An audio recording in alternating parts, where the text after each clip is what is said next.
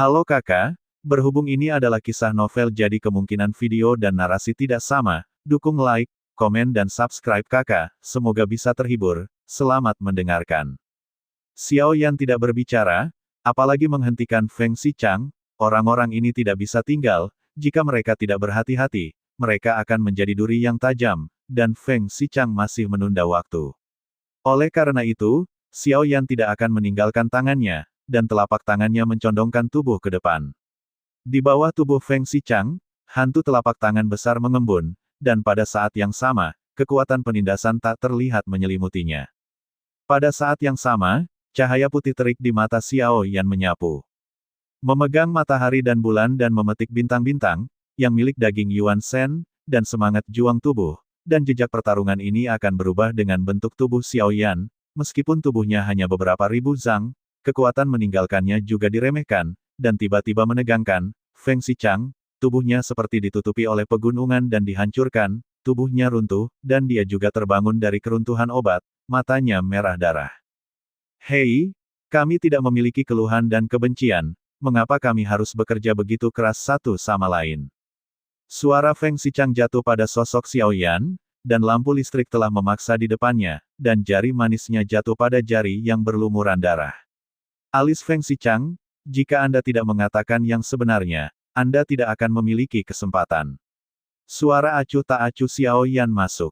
Di telinga Feng Xichang, jari-jari yang jatuh di alisnya saat ini, dia merasakan krisis kematian yang belum pernah terjadi sebelumnya.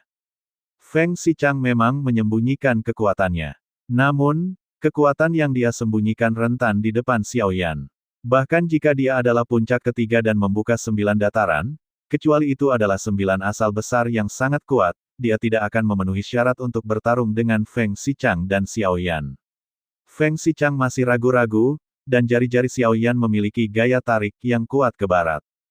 Vitalitas Feng Xichang seperti mata air, dan umumnya dengan cepat diserap saudara dan perlahan, Anda melihat Feng Xichang, Anda tidak berani memiliki vitalitas sedikit pun, tetapi Anda mengeluarkan gong kerajaan di tangan Anda, dan 3 kata Tian Renfu tertulis di atasnya setelah datang ke sini. Seseorang menyebarkan kata, saudara, dan penampilan gong kerajaan persis sama, jadi Feng Xichang menunjukkan senyum pahit.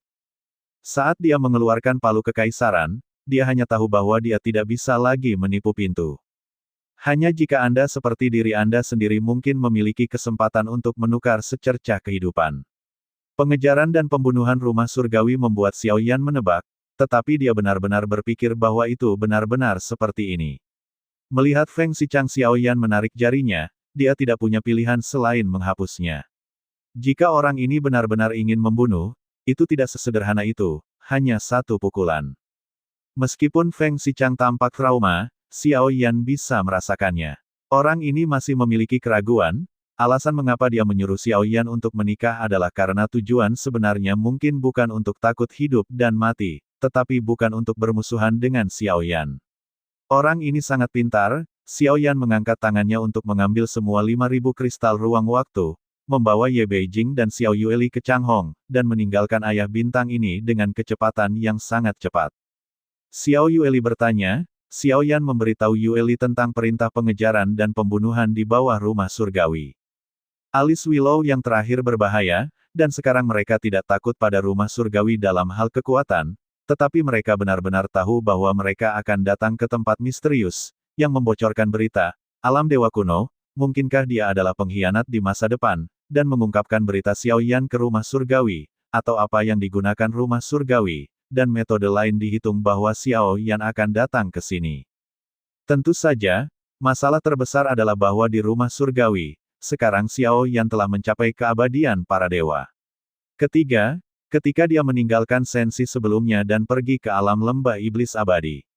Sejauh yang diketahui Xiao Yan, seperti yang terkuat di antara Raja Roh, tetapi mereka hanya dewa abadi.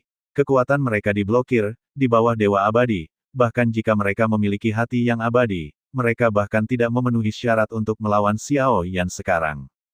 Dalam sekejap mata, Xiao Yan telah berubah dari antek menjadi berdiri di atas kepala mereka, dan dia hanya bisa melihat ke atas. Sekarang, ada banyak hal aneh di sensi, dunia sudah berakhir, ada lebih banyak orang kuat, dan mereka tampaknya melihat ke atas dan melihat ke atas, mungkinkah kekuatan Raja-Raja Roh ini telah meningkat pesat dalam waktu sesingkat itu? Ketika Xiao Yan meninggalkan bintang ini, dia segera berpikir dalam hatinya apa yang sedang dilakukan rumah surgawi. Meskipun setiap kali Xiao Yan kembali ke Sensi, rumah surgawi seperti plester kulit anjing, terus-menerus mencari masalah Xiao Yan, tetapi berhasil diselesaikan lagi dan lagi. Omong-omong, saya tidak tahu apakah rumah surgawi berada di bawah kendali divisi pemusnahan panjang. Jika ini masalahnya, lalu divisi pemusnahan panjang yang manakah itu? Apakah dia mengejarku tanpa henti dan tidak pernah mati? Apakah itu juga di bawah komando kepala Nesi ini? Pertanyaan-pertanyaan ini melekat di benak Xiao Yan, tetapi mereka harus diklarifikasi untuk saat ini. Pertanyaan-pertanyaan ini masih agak sulit, dan tidak boleh ditanyakan dalam pertemuan Chang Nes, karena ini hanya akan mengejutkan ular dan tidak berpengaruh. Jadi sekarang Xiao Yan tidak tahu bahwa hanya Raja Roh inilah yang mengejarnya. Tidak, jika hanya Raja Roh ini, saya seharusnya tidak memiliki rasa krisis yang kuat, dan rasa krisis tidak berasal dari Raja Roh ini, tetapi dari Xiao Yan lainnya.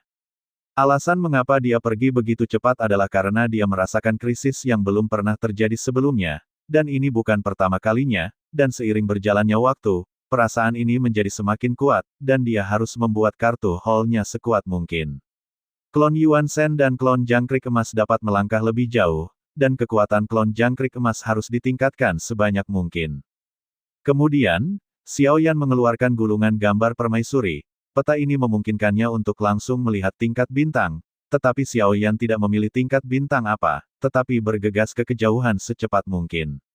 Bintang terdekat, sosok Ranyan, bergegas ke dalamnya, dan mendarat di tengah meteorit yang jatuh bersama kecelakaan itu, seolah-olah bintang-bintang semuanya bergetar. Bentuknya berkedip seperti pelangi dan berkedip, bergerak bersamanya dengan kecepatan yang luar biasa. Di antara bintang-bintang ini, klon Yuan Zun pergi ke pusat bumi, dan dewa membunuh sepanjang jalan, membunuh semua ruang yang lewat, dan kemudian klon jangkrik emas melahapnya, sehingga meningkatkan kekuatan tempurnya. Jika tidak, alam yang diperoleh semuanya ilusi, bahkan jika fluktuasi yang dipancarkan adalah tingkat kelima, kekuatan tempur yang sebenarnya jauh dari tingkat kelima yang sebenarnya. Namun, Xiao Yan menemukan bahwa dalam melahap terus-menerus sekarang, ranah klon jangkrik emas secara bertahap akan melemah dengan pertempuran. Tetapi kekuatannya sendiri secara bertahap meningkat. Tetapi kecepatannya sedikit lebih lambat. Setelah melahap kekuatan Raja Mata-Mata yang tersisa, Xiao Yan mulai membunuh terus-menerus, dan jumlah satu atau dua mulai menumpuk. Karena kekuatan binatang luar angkasa ini lemah, jadi sekarang hanya momentum yang dipancarkan oleh penumpukan terus-menerus dari klon jangkrik emas dengan nomor yang telah memiliki keadaan pikiran Kaisar kelima, tetapi setelah mencapai tingkat kelima, kecepatan klon jangkrik emas anjlok, Xiao Yan tidak menyerah. Jangan lepaskan binatang luar angkasa apapun yang melahap, terus-menerus melahap dan meningkatkan, tetapi rasa krisis di hatiku tidak jatuh karena ini. Musuh macam apa yang Xiao Yan mengerutkan kening pada titik rendah, yang akan membuatnya memiliki rasa krisis yang kuat sebelumnya. Terima kasih sudah mendengarkan kakak dan yang sudah subscribe. Untuk yang belum subscribe yuk subscribe kakak dan yang minat support jadi member klik tombol gabung kakak. Semua cerita sudah Mimin simpan di playlist supaya bisa kakak ikuti. Bila suka cerita Mimin jangan lupa subscribe channel Mimin dan share channel Mimin ke seluruh penjuru benua. Terima kasih.